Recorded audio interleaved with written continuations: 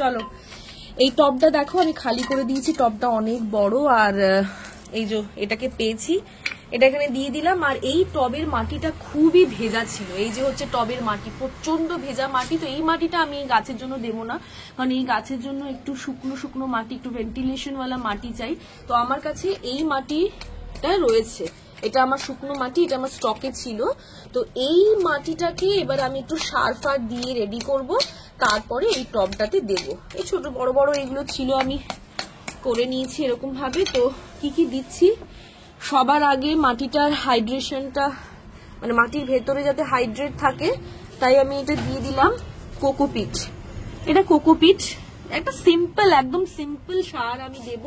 তারপর একটু vermi compost দেব, মাটির পুষ্টি বৃদ্ধি করার জন্য, মাটিটার যাতে পৌষ্টিক তত্ত্ব, মানে গাছ যাতে ভালো খাবার পায়, অ্যাবজর্ব করতে পারে, তাই ভার্মি কম্পোস্টটা দিয়ে দিলাম।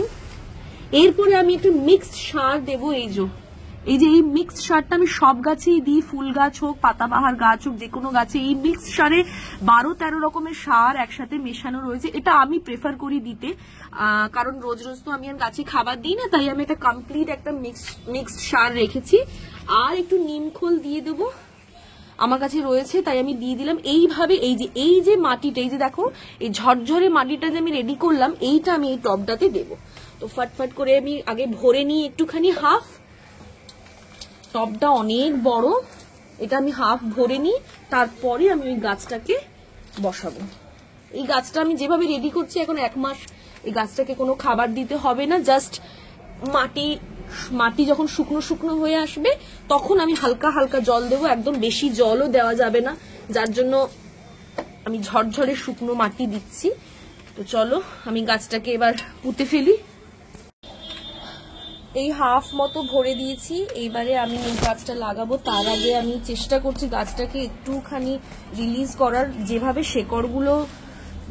শেকড়গুলো এখানে আটকে গেছে, পুরোপুরি ভাবে হয়তো করতে পারবো না। দেখো এইভাবে একটু রিলিজ করে দিলে শেকড়গুলো নতুন মাটির সাথে না গ্রো করবে, মানে মিশতে তাড়াতাড়ি সময় হবে। যতটা হাত দিয়ে পারছি করছি, আলগা করার চেষ্টা করছি, কারণ এটা প্রচন্ড শক্ত। তো বেশি আমি করবো না, কারণ শেকড়গুলো তাহলে ছিঁড়তে থাকবে। তো এই যে আমি বসিয়ে দিলাম, এবার এই হাইটটা আমি রাখবো। দেখো এবারে আমি চারদিকে মাটিটা দিয়ে ভরে দেবো।